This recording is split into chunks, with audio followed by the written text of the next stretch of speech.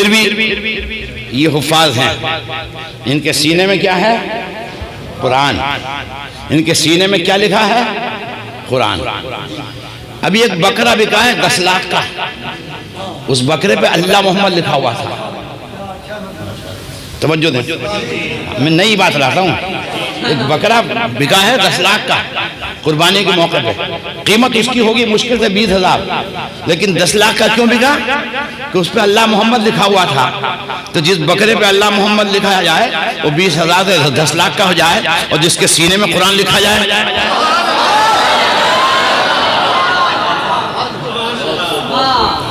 وہ کتنے لاکھ کا ہوگا؟ وہ کتنے کروڑ کا ہوگا؟ وہ کتنے ارب کا ہوگا؟ سمجھا آپ نے؟ اللہ محمد لکھا ہوا بکرا 20,000 سے 10 لاکھ کا، اور جس کے سینے میں پورا قرآن ہے وہ کتنا قیمتی ہوگا؟ اندازہ لگاؤ. ہم ایک فیصلہ کرتے ہیں. ہم نے 5 آدمیوں کو کھڑا کیا، ایک انجینئر، ایک ڈاکٹر، ایک ایکسپورٹر، ایک منسٹر، اچھے لباسوں میں، ایک پھٹے پرانے کپڑوں میں حافظ قرآن جو قرآن پڑھتا بھی ہے اور پڑھاتا بھی ہے. اب ہم کس کو ترجیح دیں گے؟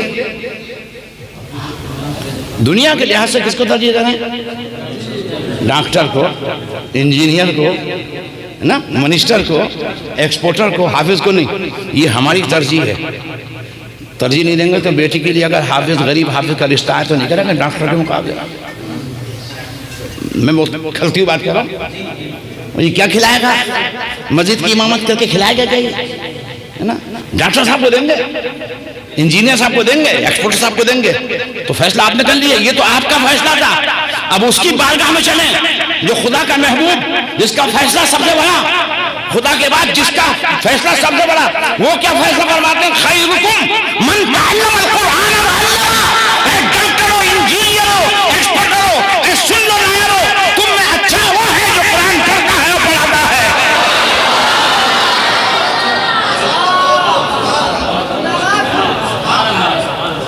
اب کس کے فیصلوں کو مانو گے؟ یہ آپ کا ایمان کہتا ہے. یہ حافظ قرآن معمولی شخصیت نہیں ہے، مگر شرط ہے. یہ حافظ قرآن، میں نے ڈاکٹروں کو پاگل ہوتے ہوئے دیکھا ہے، انجینئروں کو پاگل ہوتے ہوئے دیکھا ہے، ایکسپورٹرز کو پاگل ہوتے ہوئے دیکھا ہے. کسی حافظ قرآن کو پاگل ہوتے ہوئے نہیں دیکھا. وہ قرآن کی وجہ سے پاگل نہیں ہوگا، وہ چلا اللہ کسی کے کہنے سے کر لے تو ہو سکتا ہے، مگر قرآن کی وجہ سے نہیں. اور حفظ قرآن کی ایک برکت اور ہے کہ اس کا کبھی ذہن کمزور نہیں ہوگا. ذہن بڑا قوی ہوتا ہے، یادداشت بڑی مضبوط ہوتی ہے جو حافظ قرآن ہوتا ہے. لیکن پڑھنے سے زیادہ یاد رکھنا ضروری ہے. پڑھنا ایک مشکل ہے لیکن یاد رکھنا مشکل ترین ہے. اور اس میدان میں بہت سے لوگ فیل. اللہ کا فضل ہے، مفتی سلیمان صاحب جیسے بزرگوں کی دعا ہے. میں نے سب سے پہلی محراب 76 میں پڑھی تھی، اندر گھوسی والی مسجد میں. شاہ اللہ کے سامنے پھر 2 سال پڑھی تھی 77-78 میں. تو جب سے لے کر آج تک میں تراویح پڑھا رہا ہوں. سبحان اللہ. 62 سال کی عمر ہونے کے باوجود. کیونکہ اس چیز کو انشاءاللہ مرتے دم جب ریٹائر نہیں ہوں گے اس میں. یہ قرآن کی برکت ہے. اور جو قرآن پڑھتے ہیں اور بھول جاتے ہیں ان کے بارے میں قرآن کہتا ہے وَمَنْ أَعْرَضَ عَنْ ذِكْرِي فَإِنَّ لَهُ مَعِيشَةً ضَنْكًا وَنَحْشُرُهُ يَوْمَ الْقِيَامَةِ أَعْمَىٰ. یہ ذکر سے مراد قرآن بھی ہے. جو قرآن پڑھ کے بھول جائے دنیا میں اس کی سزا یہ ہے کہ اس کی روزی تنگ کر دی جاتی ہے. مجھے ایسا حافظ دکھا دو، میں چیلنج کر رہا ہوں، جو قرآن پڑھ کے بھول گئے ہو، مالدار ہو. قرآن پڑھ کے میں نے بڑے بڑے ایکسپورٹر حافظوں کو دیکھا ہے، وہ قرآن پڑھتے ہیں تو ان کی بزنس باقی ہے. جس دن قرآن بھول جائیں گے کاروبار ختم. میں نہیں کہہ رہا ہوں، میرا خدا کہہ رہا ہے وَمَنْ أَعْرَضَ عَنْ ذِكْرِي فَإِنَّ لَهُ مَعِيشَةً ضَنْكًا. بکھر جاتی ہے ان کا رزق سب ختم ہو جاتا ہے اور قیامت میں اندھے کر کے اٹھائے جائے. اللہ اکبر. جن کے رتبہ سوا ہے ان کے سوا مشکل ہے. اگر تمہارا درجہ ہے اتنا بڑا تو تو تمہارے لیے پابندی بھی بڑی ہے۔ اللہ زمین سے کہتا ہے دیکھ تیرے سینے میں کون ہے، حفاظت کرنا۔ زمین کہتی ہے اللہ کیسے حفاظت نہ کروں گی جس نے تیرے قرآن کی حفاظت کی ہے، میں اس کی حفاظت کروں۔ حافظ قرآن قبر میں بھی سلامت رہتا ہے۔ اور ایک پیاری حدیث سن لیں، یہ رتبہ حاصل کرنا چاہیں تو اگر آپ اب بھی 50 سال کے 60 سال کے ہو گئے تو ختم نہیں ہو سکتا، اب بھی کوشش کر لیں۔ ہاں اب بھی کوشش کر لیں۔ میں نے افریقہ میں دیکھا حضرت جو ریٹائر ہوتے ہیں نا 60 سال کے بعد، وہ اس وقت حافظ قرآن بنتے ہیں، کیونکہ اب تم فارغ ہو گئے، دوسرا کام تو ہے نہیں۔ اور جب سے میں نے یہ حدیث سنائی تب سے تو بہت ہی زیادہ شور لگا کہ جو شخص اپنی تعلیم شروع کر دے، حدیث پاک میں آتا ہے حفظ شروع کر دے، ابھی پہلے دن ہی شروع کیا تھا انتقال ہو گیا، ابھی پہلے دن شروع کیا تھا انتقال ہو گیا، تو اللہ قبر میں 2 فرشتے مقرر کرے گا اور 2 فرشتے اس کو آ کر کے قبر میں پڑھائیں گے، سبحان اللہ سبحان اللہ، اور قیامت میں اس کو حافظ قرآن کی جماعت میں اٹھایا جائے گا۔ سبحان اللہ۔ اچھا ایک جواب دو، وہ زندہ کو پڑھائیں گے کہ مردے کو پڑھائیں گے؟ تو جب حافظ قرآن زندہ تو صاحب قرآن مردہ۔ اللہ اللہ سبحان اللہ، زندہ تو زندہ ہے میرے اعلیٰ حضرت فاتح، تو زندہ ہے واللہ، تو زندہ ہے واللہ، میری چشم عالم سے چھپ جانا۔ بھئی حافظ قرآن زندہ ہوگا تبھی تو پڑھائیں گے، 2 فرشتے پڑھائیں گے۔ تو آج سے ہی شروع کر دو، یہ مت دیکھو میں 70 سال کا ہو گیا، یہ مت دیکھو میں 80 سال کا ہو گیا، کر دو۔ اگر دوسرے دن بھی مر گئے نا تو جماعت حفاظ میں ہی دو۔ سبحان اللہ سبحان اللہ۔ اور جب جماعت حفاظ میں ہوگا تو وصول لیا آپ نے۔ اچھا صاحب سب کی جنت محدود، حافظ پوچھے گا میری جنت کہاں سے کہاں تک ہے؟ تو اللہ فرمائے گا جا پڑھتا جا، سبحان اللہ، پڑھتا جا، پڑھتا جا، منزلیں چڑھتا جا، آگے بڑھتا جا، جہاں سے شروع کرے گا وہاں سے لے کر اور جہاں ختم کرے گا وہاں تک تیری جنت ہے۔ سبحان اللہ، ماشاءاللہ۔ اور حضرت مفضل ایک جملہ یہاں بول دوں، اب جو جتنی دیر میں پڑے گا اتنی بڑی جنت ہے نا، اور جو جتنی جلدی پڑے گا اتنی چھوٹی جنت۔ اب یہ تمہارے اوپر چھوٹی جنت چاہتے ہیں بڑی چاہتے ہیں، 15 منٹ میں پارا چاہتے ہیں تو 20 منٹ تو 25 منٹ پڑھتا ہوں میں، ایک سپارہ 25 منٹ پڑھتا ہوں میں تراویح میں، سپارہ ہی سپارہ صرف، اور وہاں پہ سنتے ہیں لوگ، اور یہاں پہ پڑھ دیا اگر تو شاید آدھے نمازی بھاگ جائیں گے۔ حالانکہ ایسا نہیں ہے، میں نے 2007 میں یہاں پڑھا تھا اور 2008 میں لال مسجد میں پڑھا تھا، بھاگے نہیں تھے بلکہ لوگ زیادہ ہوئے تھے۔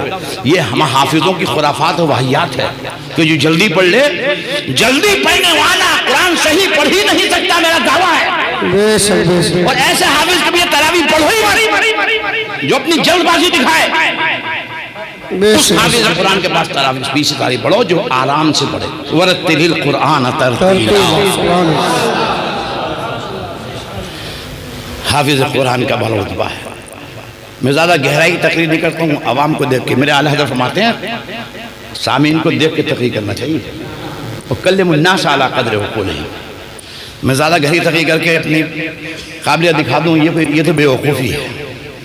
میرے دوستو حافظ قرآن سے بڑا نہ کوئی منسٹر ہے، نہ کوئی ایکسپورٹر ہے، نہ کوئی ڈاکٹر ہے، نہ کوئی انجینئر ہے۔ اچھا بھائی دیکھو اسکول میں جاتے ہیں نا، کانوینٹ میں بھیجتے ہیں اسکول میں، ساری کتابیں کہاں ہوتی ہیں؟ پیٹھ کے پیچھے ہوتی ہیں، اور بچہ جب مدرسے میں جاتا ہے تو کتابیں کہاں ہوتی ہیں؟ کیا مطلب؟ یہ پیچھے رہنے والی ہیں اور پیچھے کرنے والی ہیں، اگر کوئی آگے کام آنے والی ہے تو یہی کتابیں جو سینے سے لگی۔ سبحان اللہ۔ صرف قرآن ہی نہیں، جامعہ میں چلا جاؤ بخاری شریف پڑھنے والے بچے بھی آگے بخاری شریف لے کے جاتے ہیں تو کیسے لے کے جاتے ہیں؟ سینے سے لگا کے۔ مدرسے کی جو کتابیں دینی کتابیں ہوتی ہیں وہ سینے سے لگی ہوئی ہوتی ہیں، اور اسکولوں کی جو کتابیں ہوتی ہیں وہ پیٹھ کے پیچھے ہوتی ہیں۔ اس میں اشارہ کافی ہے سمجھدار کے لیے۔ ہمارے جو آگے آنے والی چیز ہے علم ہے وہ یہ ہے، یہ مدرسے میں۔ ان مدرسوں سے نفرت مت کرو، مدرسوں سے محبت کرو۔ مدرسوں سے سب سے بڑا دشمن مدرسوں کا کون ہے؟ شیطان۔ کیونکہ شیطان اس چیلے سے بڑا خوش ہوتا ہے جس چیلے کو، جو چیلا ہے اس کا شیطان کسی مدرسے جانے والے بچے کو روک دیتا ہے۔ مفتی صاحب بیٹھے پوچھنے، کسی مدرسے جانے والے بچے کو شیطان روکتا ہے، اس کو کود کے سینے سے لگا لے کرتا ہے، تو نے کیا یہ کام؟ پتہ یہ چلا کہ مدرسے کا دشمن جو ہوگا نا، چاہے انسان نظر آئے لیکن ہے دشمن، وہ جو ہے شیطان ہے، شیطان کا ایجنٹ ہے۔ مدرسوں کا دشمن آج اسلام کا دشمن ہے۔ میں نے شاید گزشتہ سال بھی کہا تھا، یاد ہوگا، کہ ہمارے اسلام دشمن عناصر نے جو اسلام کو مٹانے کی پلاننگ کر رہے ہیں دنیا میں کہ اسلام کو کیسے مٹایا جائے، انہوں نے حضرت 1818 عیسوی میں مقام جنوا میں ایک میٹنگ کی تھی، جس میں دنیا بھر کے یہودی، عیسائی، مشرکین جو اسلام کی دشمنی دلوں میں رکھے ہوئے تھے، انہوں نے ایک میٹنگ کی تو کسی نے کہا سب ملک مل کے مسلمانوں پہ حملہ کر دو، کسی کہا نہیں، یہ مسلمان مرنا جانتا ہے، یہ کبھی ختم نہیں ہوگا، جو قوم مرنا جانتی ہے وہی جینا جانتی ہے۔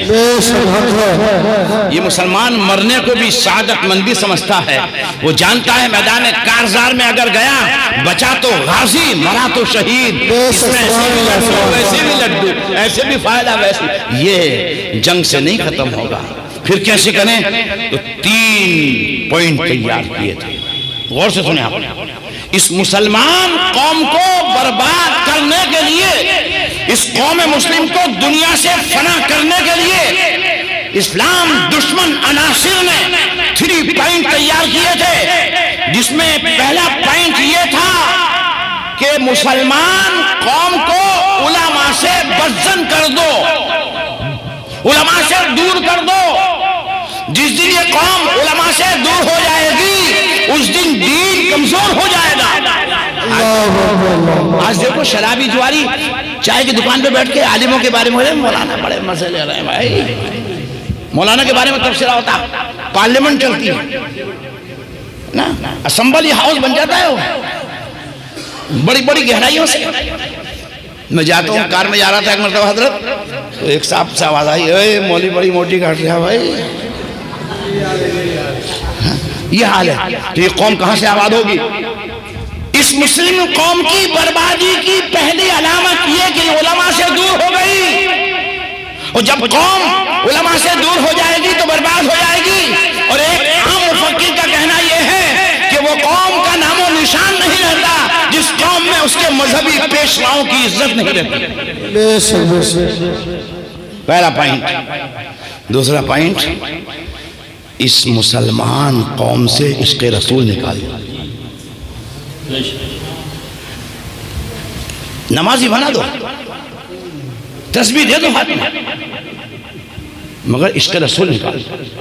اس لیے جماعتیں نکالی گئی، تمہارا کام ہے نمازی بنانا، عشق رسول دلوں سے نکالنا، تمہارا کام ہے تسبیح دینا مگر ولیوں کی محبت دل سے نکالنا۔ آج جو جماعتیں آپ دیکھ رہے ہیں ان کا کام ہی یہی ہے، دلوں سے عشق رسول نکالیں گے، اولیاء کی محبت نکالیں گے، نمازی بنائیں گے، ان خالی سجدوں سے کچھ ہونے والا نہیں ہے۔ جب تک سر خدا کی بارگاہ میں جھکا ہو، دل محبوب مصطفی محبوب خدا کی بارگاہ میں نہ جھکے، سر کو دربار الہی میں جھکائے رکھنا اور دل کو محبوب الہی سے لگائے رکھنا۔ اور میں نے اپنے نعت کے ایک شعر میں کہا ہے کہ بیکار سب ہے اس کی تسبیح و سجدہ ریزی، ہے جس کے دل کی دنیا عشق نبی سے خالی۔ سبحان اللہ، سبحان اللہ۔ شیطان صرف نبی کی گستاخی سے تو مارا گیا، 6 کروڑ برس سجدے کر کے مارا گیا، تمہارے پاس تو اتنے سجدے بھی نہیں ہیں۔ وہ جنت میں رہ کر کے جنت سے نکالا گیا، تم تو گئے بھی نہیں ابھی۔ دوسرا پوائنٹ کہ دلوں سے عشق رسول نکال دو، اور تیسرا پوائنٹ ان کی بہن بیٹیوں کو بے حیا بنا دو۔ اس کا طریقہ یہ ہے کہ ایسے کالج کھول دو جس میں لڑکے اور لڑکیاں دونوں ساتھ پڑھیں۔ ابھی مراد آباد میں ایک خفیہ میٹنگ ہوئی ہے کالجوں میں،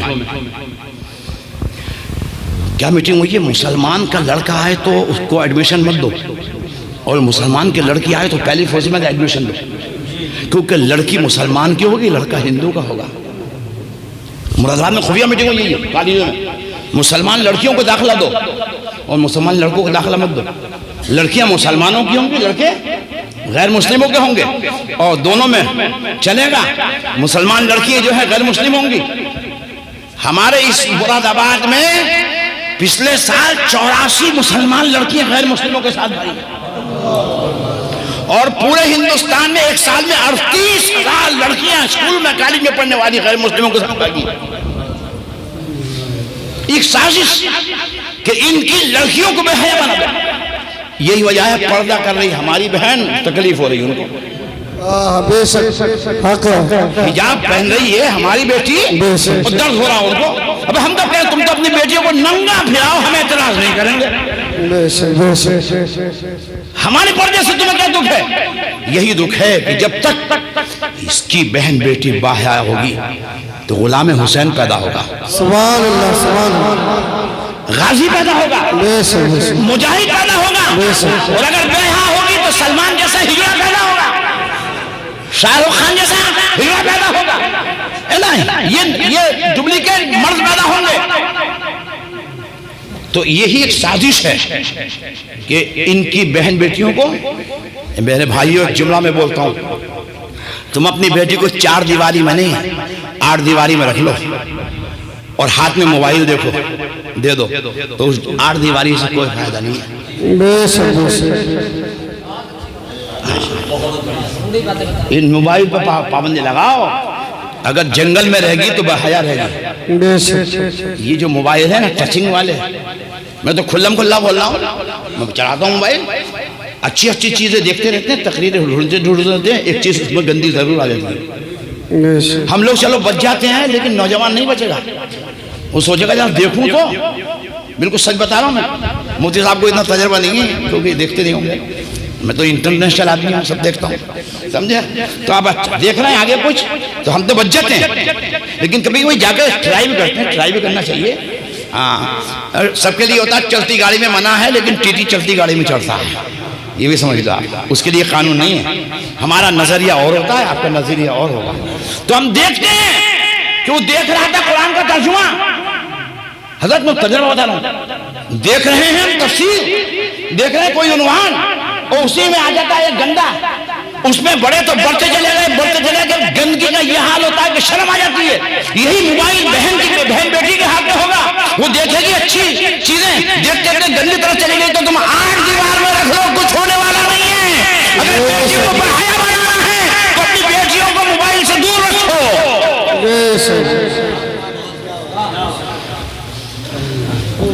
ان مدرسوں کو آباد کرو. آج ہمارے ملک ہند کا یہی پلان ہے کہ کسی طرح سے مدرسے بند کر دیے جائے. اس لیے لاک ڈاؤن نہیں ہوتا, رمضان میں لاک ڈاؤن ہے نا, تاکہ مولانا لوگ بیچارے بے روزگار ہو جائیں. جب پیسہ رمضان میں نہیں آئے گا تو کہاں سے مدرسہ چلے گا, کہاں سے چلے گا مدرسہ. تو یہ سب پلاننگ ہے, بہت خطرناک پلاننگ ہے. اب آپ خود فیصلہ کر لو کہ اگر آپ مدرسے کے مخالف ہیں تو آپ کس کے ساتھ ہیں. اگر آپ مدرسے کی ترقی کے مخالف ہیں تو ساتھ کس کے, اسلام دشمن عناصر کے ساتھ ہیں آپ. مسلمان کی شان تو یہ ہے کہ مدرسے کو آباد کرتا ہے. اگر تیرا گھر ہے تو یہ رسول اللہ کا گھر ہے. سبحان اللہ سبحان اللہ. اور بڑی معذرت کے ساتھ مفتی صاحب سے ہاتھ جوڑ کے ایک پیغام دینا چاہتا ہوں. میں ان لوگوں کا بڑا مخالف ہے جو اشتہار میں لکھتے ہیں غریب و نادار طلبا کی مدد کرو, غریب و نادار. میں کہتا ہوں ان سے بڑا مالدار کوئی نہیں. یہ مہمان رسول ہے, مہمان رسول نادار ہوگا, مہمان رسول غریب ہوگا. یہ وہ مالدار ہے کہ اگر تمہارے گھر میں قدم رکھ دے تو 40 دن برکت نازل ہو. سبحان اللہ سبحان اللہ. یہ مدرسے کا طالب علم وہ مالدار ہے, اگر قبرستان سے گزر جائے تو قبرستان کے مردوں سے عذاب اٹھا لیا جائے. ایک طالب علم جب گھر سے پڑھنے کے لیے نکلتا ہے نا, اور گھر پہنچنے سے پہلے اس کا انتقال ہو جائے تو شہیدوں میں اٹھایا جائے. سبحان اللہ سبحان اللہ. شہیدوں کی جماعت میں اٹھایا جائے گا اس کو. یہ غریب ہے, وہ مدرسے والے والا ظالم ہے جو بچوں کو نادار اور یتیم اور غریب کہتے ہیں. نادار ہے نا غریب ہیں, یہ سب سے بڑے مالدار ہیں. اگر مدرسے میں کوئی بچہ ہے نا, آپ کے 4 بچے کھا رہے ہیں تو مدرسے کے بچوں کو کھلا دو. قسم خدا کی تمہارے رزق میں برکت ہوگی. قیامت میں میرا دامن پکڑ لینا اگر برکت نہ ہوگا. اس مدرسے کے پڑھنے والے بچے کے جب قدم آپ کے گھر میں پڑیں گے نا تو آپ کے رزق میں روزی میں برکتیں ہوں گی, کیونکہ جب یہ چلتے ہیں تو فرشتے ان کے قدموں کے نیچے پر بچھاتے ہیں. سبحان اللہ. اللہ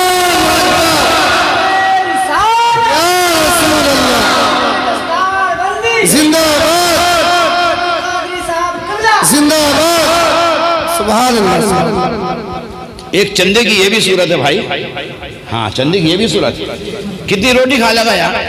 3 روٹی کھا لے گا ہے نا. اللہ نے طاقت دی ہے تو ان کو گھر میں بلا کر مہمان بنا کر کھلاؤ. یہ مہمان رسول ہے. جب تمہارے گھر میں مہمان رسول آئے گا تو رسول کو کتنی خوشی ہوگی. سبحان اللہ. جو تم کھاتے ہو کھلاؤ, برکت ہوگی انشاءاللہ تعالی. فرشتے ان کے قدموں کے ایسا وی آئی پی ہے. جب ہمارا ملک میں کوئی آتا ہے نا دوسرا, تو ہر ملک کا یہ قانون ہوتا ہے کہ اس کے قدموں میں ریڈ کارپیٹ بچھائی جاتی ہے, لال قالین اس پہ چل کے آتا ہے. ہمارا دوسرے ملک کا منسٹر جب آتا ہے, یہ ہمارا استقبال کا طریقہ ہے, اس کا ویلکم ہے, سواگت ہے اس کا. یہ اس کی عزت ہے, احترام ہے.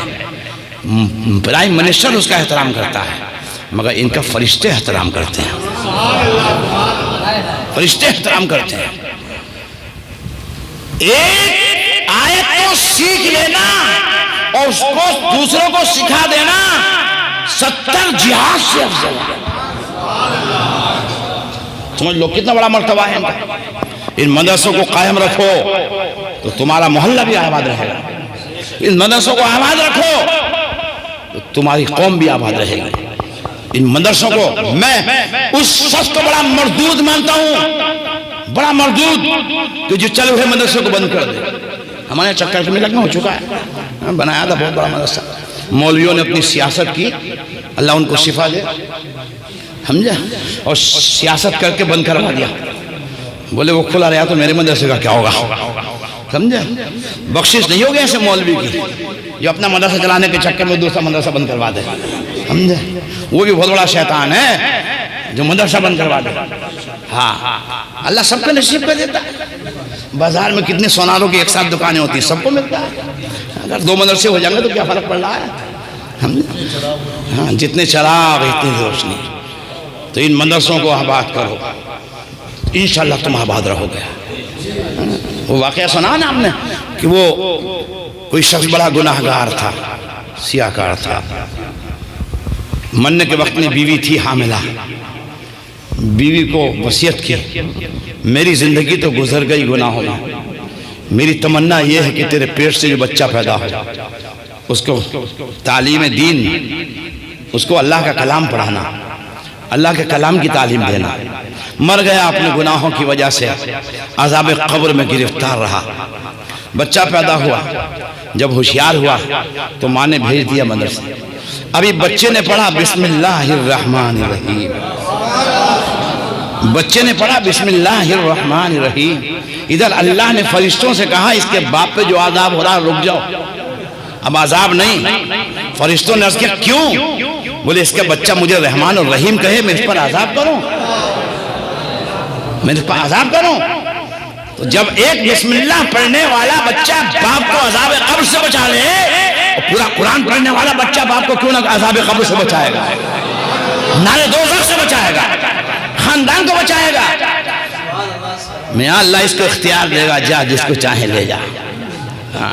اور اس میں وہ بھی شامل ہوں گے جنہوں نے کھانا کھلایا تھا, وہ بھی شامل ہوں گے جنہوں نے پڑھایا تھا, اور وہ بھی شامل ہوں گے جنہوں نے مدرسہ چلایا تھا.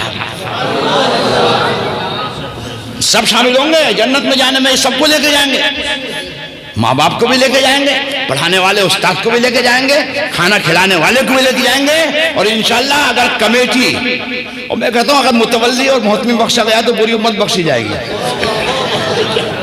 ہاں یہ اگر بخشے گئے تو سب بخشے جائیں گے. یہ سب فائدے میں ہوں گے اگر انہوں نے اچھی طرح سے مسجد مدرسہ چلا لیا, ایمانداری سے چلا لیا. ہوتا کم ہے بہت. ہاں بڑی بدتمیزی سے امام صاحب کیا بات کرتے ہیں, بیوی کا سارا غصہ امام پہ آگے اتارتے ہیں. ایسے بھی لوگ ہوتے ہیں, مگر امام امام ہے.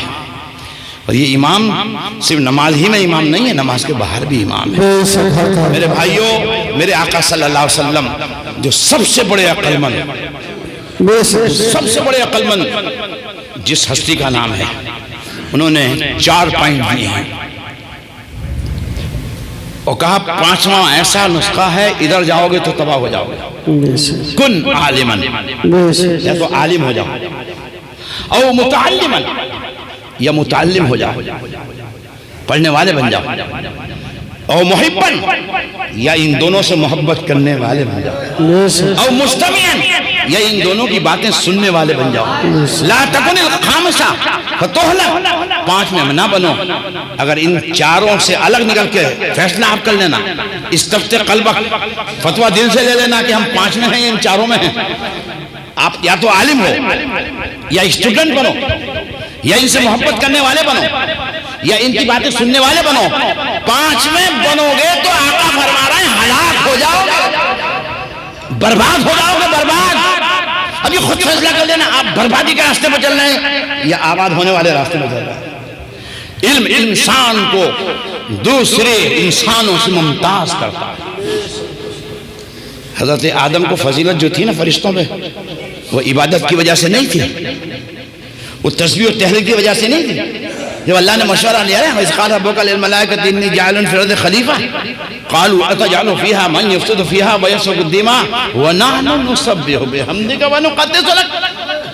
اللہ ہم تیری تسبیح کرتے ہیں، تیری تقدیس کرتے ہیں، تیری عبادت کرتے ہیں، تیری ریاضت کرتے ہیں، گناہ کا کوئی سوال نہیں ہے، کیا ضرورت ہے پھر کسی انسان بنانے کی؟ لیکن اللہ نے فرمایا إِنِّي أَعْلَمُ مَا لَا تَعْلَمُونَ، جو میں جانتا ہوں وہ تم نہیں جانتے۔ پھر اللہ نے پیدا کیا، پیدا کرنے کے بعد تمام فرشتوں کو جمع کر کے حضرت آدم کو سامنے کیا، وَعَلَّمَ آدَمَ الْأَسْمَاءَ كُلَّهَا ثُمَّ عَرَضَهُمْ عَلَى الْمَلَائِكَةِ فَقَالَ أَنبِئُونِي بِأَسْمَاءِ هَؤُلَاءِ إِن كُنتُمْ صَادِقِينَ۔ پھر کہا دیکھو یہ ہے میرا آدم، اس سے جو چاہے پوچھ لو، تم ان کے علم کا مقابلہ کر لو۔ پوچھا حضرت آدم سے، جواب دے دیا، فرشتوں نے جواب نہیں دیا، کیا کہا؟ سبحانک لا علم لنا الا ما علمتنا انک انت العلیم الحکیم۔ تو کس وجہ سے فرشتوں سے اعلیٰ فرمایا؟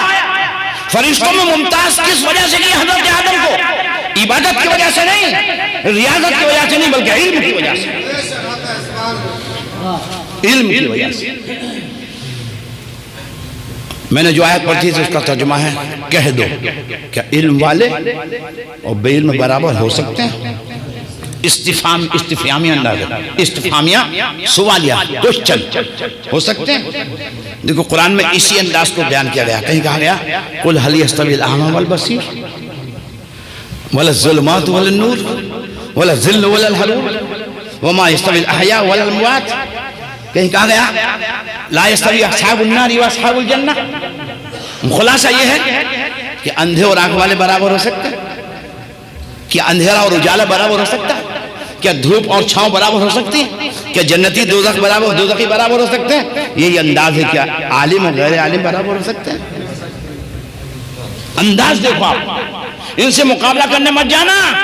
حضرت امام غزالی فرماتے ہیں اس دنیا میں اگر کوئی زندہ رہنے کا کسی کو کہلانے کا حق ہے تو وہ علماء ہیں۔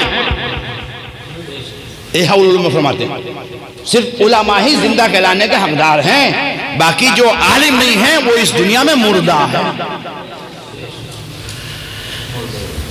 علم بہت بڑی دولت ہے میرے بھائیوں، اپنے بچوں کو حافظ بناؤ، عالم بناؤ۔ آج معاملہ یہ ہے، دیکھو یہ بھی ایک سازش تھی حضرت، میں بہت گہرائی میں گیا ہوں، یہ بھی اسلام دشمن عناصر کی سازش تھی کہ مدرسے کو ایسا ماحول بنا دو مدرسے کا کہ لوگ مدرسوں سے دور ہو جائیں۔ آج مدرسے میں 4 قسم کے بچے آتے ہیں پڑھنے کے لیے، 5 میں بھی آتے ہیں وہ کم۔ ایک تو جو گھر میں سب سے زیادہ گالی دیتا ہے، اماں کو ستاتا ہے، ابا کو ستاتا ہے، چوری کر لیتا ہے، مولانا صاحب بہت پریشان ہو گئے اس بچے سے، تم ہی سنبھالو گے، مدرسے میں داخل ہوتا ہے۔ دوسرا جو اسکول میں پڑھ کے نہیں دیتا ہے نا، اسکول میں پڑھ کے نہیں دیتا وہ ہے، اس کو مدرسے میں داخل کر دیتا۔ تیسرا جس کے 8-10 بچے پیٹ پال نہیں سکتا تو مدرسے میں کھانا وانا کھاتا رہے گا۔ اس قسم کے لوگ مدرسوں میں آ رہے ہیں تو کیا عالم ہوگا؟ یہ بھی ایک سازش ہے۔ آج امیروں کو مدرسوں سے دور کر دیا۔ ہمارے مدرسوں میں آتے ہیں وہ قاری تسلیم صاحب 5 یتیموں کی دعوت ہے۔ ہمارے قاری تسلیم صاحب پٹھان آدمی ہیں، ان کو غصہ آ جاتا، بولے یتیم تو ہوگا تیرا باپ ہوگا، ایسی یہاں کوئی یتیم نہیں رہتا۔ یہ ذہن بنایا کس نے؟ مدرسوں سے متعلق یہ خیال بنایا کس نے؟ کون سی سازش کار فرما تھی جو مدرسے متعلق یہ ذہن بنایا؟ کچھ طاقت تھی اسلام دشمن جنہوں نے مدرسے کے بارے میں یہ ذہن بنا دیا کہ مدرسے میں تو غریب بچے رہتے ہیں، یتیم بچے رہتے ہیں، ابا کو اگر جنت بنانا ہے تو 10-20 بچوں کو کھانا کھلاؤ، یہ ذہن بنایا۔ اور آج امیر کا بچہ یا تو کانوینٹ میں جائے گا یا بڑے اسکول میں جائے گا، ان مدرسوں میں نہیں جائے گا۔ بہت سازشیں ہوئی ہیں اسلام کے خلاف، بہت مکاریاں کی گئی ہیں، لیکن میرے بھائیوں میں کہتا ہوں علم انسان کو بہت ترقی دلاتا ہے۔ سجاد صاحب کہہ رہے تھے میری تو تقریریں یہاں ہوتی رہتی ہیں، حضرت میں یہاں 12 سال کی عمر سے تقریر کر رہا ہوں،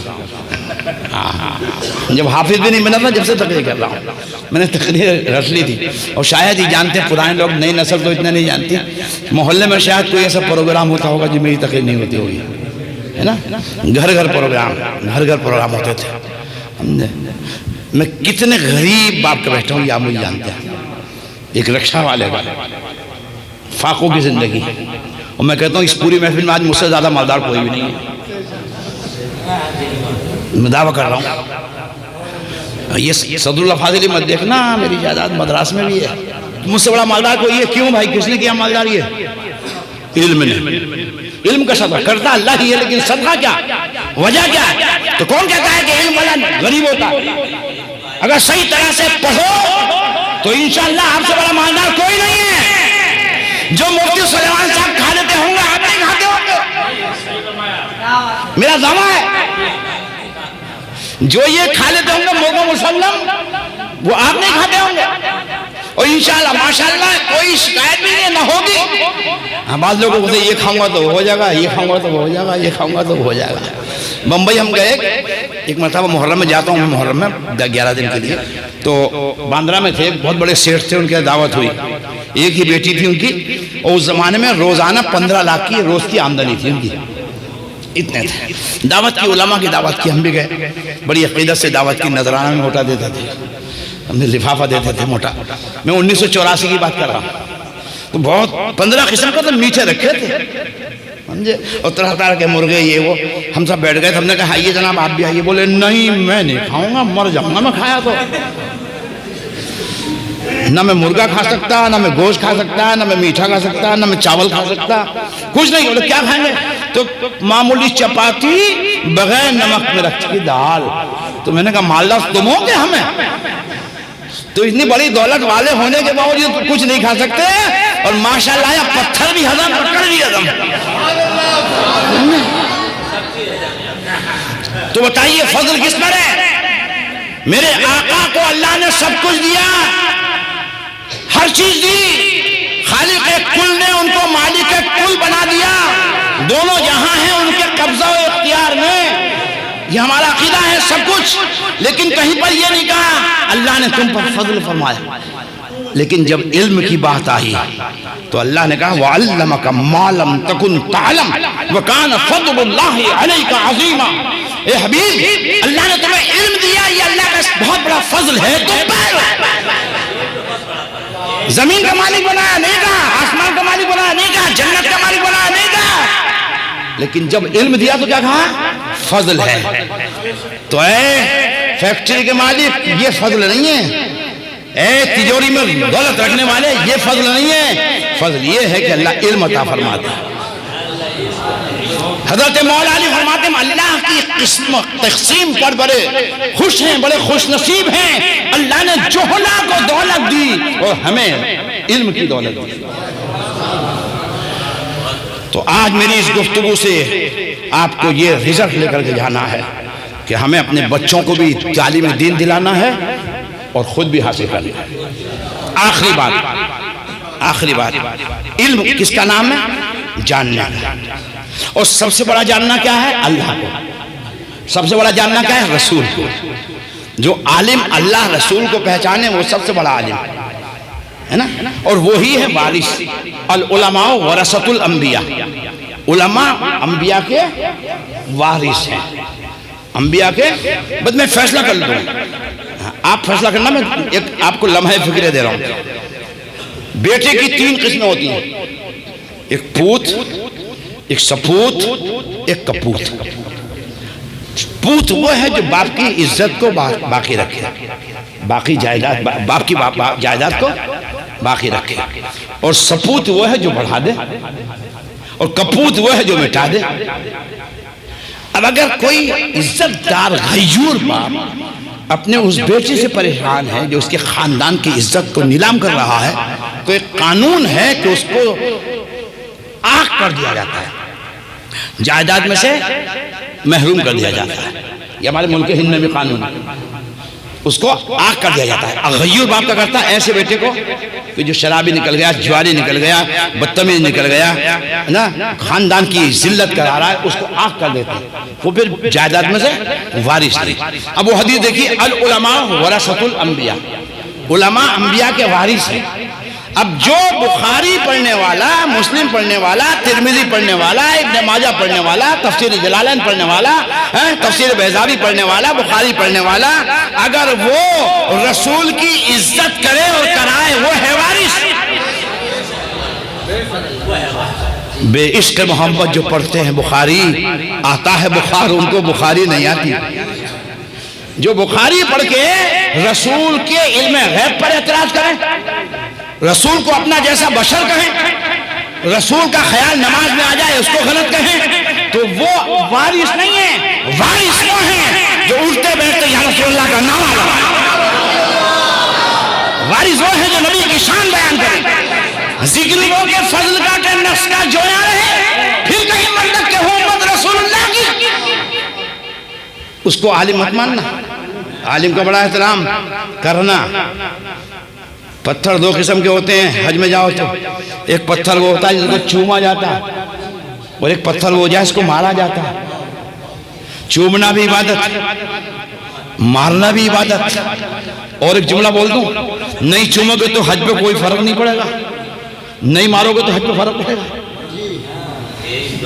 چومنے سے زیادہ ماننا ضروری۔ جو عالم رسول کا احترام سکھائے اس کو چومو، اور جو رسول کی گستاخی کرے اس کو مارو، یہ بھی عبادت ہے، وہ بھی عبادت ہے۔ دونوں فرق یاد رکھنا۔ جو رسول کا احترام سکھائے، رسول کا نعرہ لگائے، وہ قابل احترام، اور رسول کی گستاخی جو کرے وہ جو ہے لات ماننے کے، پتھر ماننے کے لائق ہے۔ اس کو مارو گے تو خدا خوش ہوگا، اس کو چومو گے تو خدا خوش ہوگا۔ وآخر دعوانا الحمدللہ رب العالمین۔